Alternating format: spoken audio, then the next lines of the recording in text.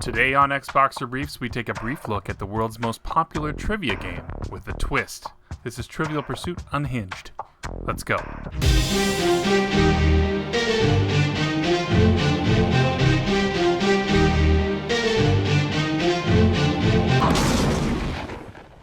Alert the masses, a true genius is born. Right on. We got a winner. Congratulations. Trivial Pursuit is no stranger to video game adaptations, with versions going all the way back to the arcades in 1984.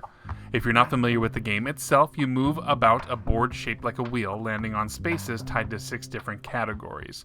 Answer a category right, and you roll and move again. Land on one of the spots where the spokes of the wheel meet the outer ring, and correctly answer to get a wedge piece corresponding to the category of the question. Complete your 6-piece pie, make it back to the middle, and answer one random question first to win. In 2004, Trivial Pursuit came to the original Xbox in the form of Unhinged, which takes a new spin on the trivia formula, boasting up to 6-player multiplayer across 3 modes, online play through Xbox Live, and backed by some celebrity talent.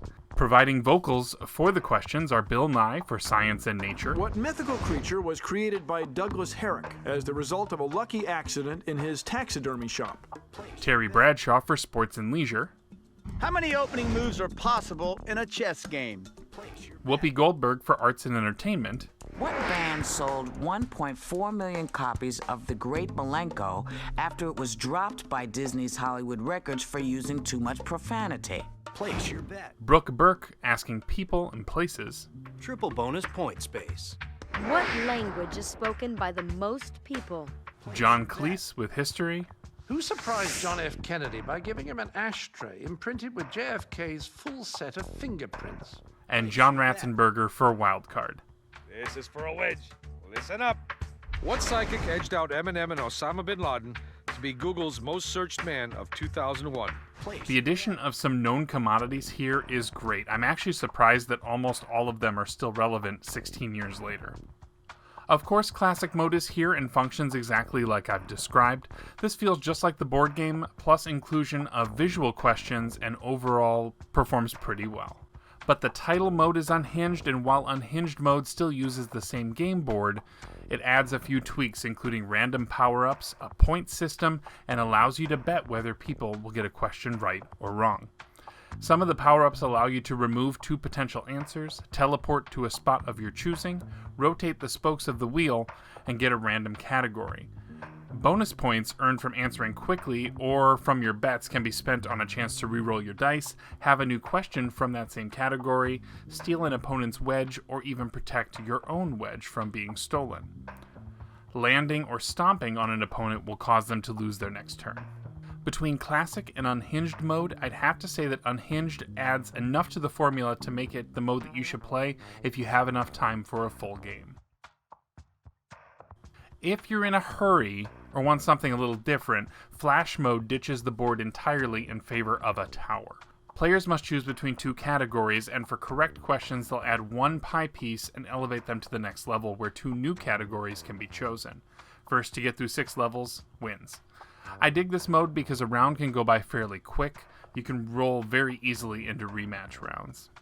The other interesting feature that exists is Shoutout mode, which allows Trivial Pursuit Unhinged to play far more like the board game by not presenting 4 multiple choice answers. Instead, the player has to speak their answer. And after they've done so, they reveal the correct answer, and the other players give a correct or incorrect vote to confirm the accuracy of the answer. This is a brilliant addition and eliminates the random guess approach of multiple choice if you prefer. At the same time, if you consider the gap in time between the game's release and now, I was pleasantly surprised that a large percentage of the questions still maintain some form of relevance, and for those that aren't relevant, multiple choice can still be helpful, giving you at least a chance if you have no idea. Keep this in mind when deciding whether or not to use Shoutout, since you can't toggle it on or off once you're in the game. In general, the controls are easy enough, and there are full tutorials for each of the game modes if you need a rundown of the rules, or if you're introducing someone new to the game and don't want to explain it yourself. Unhinged happens to be the only Trivial Pursuit game on the Xbox, although there are a few other trivia titles like the Bible game and that one game that we really don't want to talk about.